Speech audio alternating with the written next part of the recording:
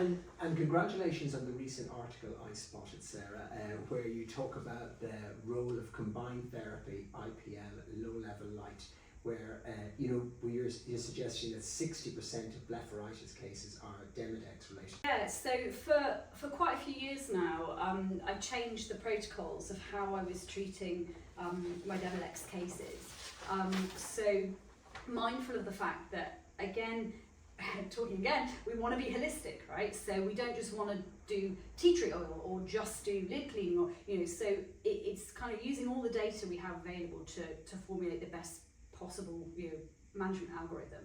So what I've done in practice is typically I these days use a lot of Soolantra, so ivermectin cream. I love it. I'm a huge fan of it. And we have studies now that show, Martin Smith did that show, look, this is great stuff to use, right?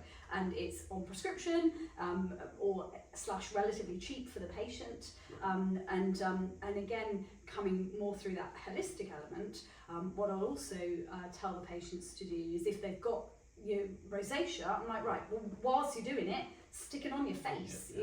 Let's treat your rosacea, because we also know that, again, with skin problems like rosacea or dermatitis or anything kind of pro-inflammatory, that if your body is more pro-inflammatory, you're going to have cytokines flowing around, your dry is going to be worse. And then they say, oh, well, if you've got gum disease, your dry will be worse. And initially you go, what? And then you go, oh, well, it's logical, it's all pro-inflammatory.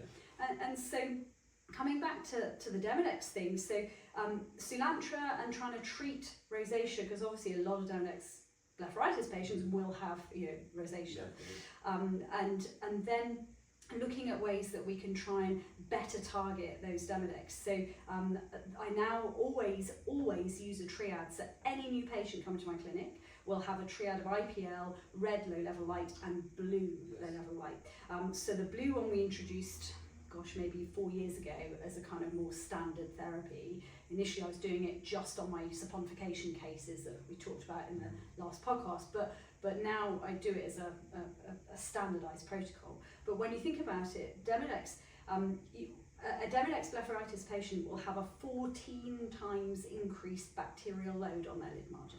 14 times.